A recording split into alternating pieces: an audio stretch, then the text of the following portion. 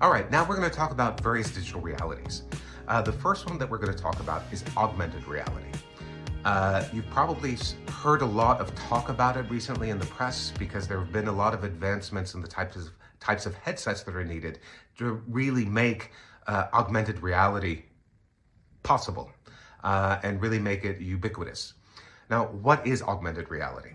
Well, if you've ever seen the movie Minority Report, this is a perfect example of what augmented reality is.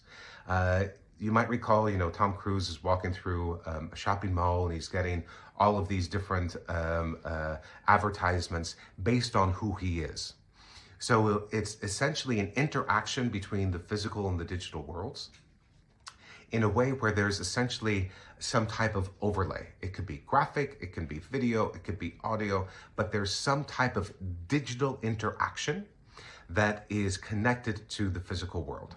There are also, you might have seen, if you're on holiday in certain parts of the world, there are already augmented reality use cases being used today. I was recently in a museum in Barcelona, and if you download their app, you scan this QR code and you actually see on your phone, when you hold it up to the painting itself come to life. That's an example of augmented reality. It could also be, for example, if you're going to Rome in the future, you may be walking up to the Colosseum and you'll be able to interact with parts of the building. They'll have maybe different videos that are showing you how gladiators entered the Colosseum itself. It may be about how was the opening ceremony, etc., etc. So there are many different ways that augmented reality can interact with the physical world.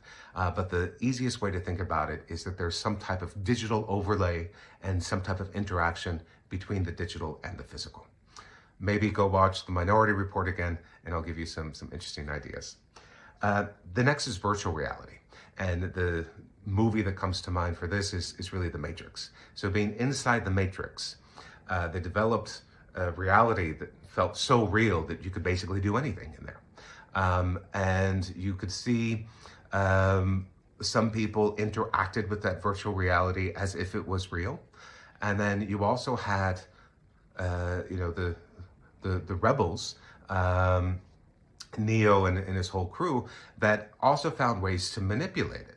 So you could actually, download programs and learn instantly how to fly a helicopter or get certain equipment that you needed, all these different things. So what you'll see in these virtual realities is that you'll be able to create worlds that are physically not possible, at least with the technology that we have today, and experiences that are physically not possible. You'll be able to be things that defy your abilities and even defy principles of physics. And so the possibilities for an individual user are really endless in these virtual reality use cases that will develop. And then the last one is mixed reality. And this is a more advanced form of augmented reality in a way. It's really being able to interact between the digital and the physical worlds.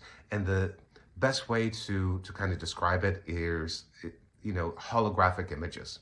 If you think back to Star Wars, and they would come up with these holograms and they would talk to each other this way. This will be possible with mixed reality.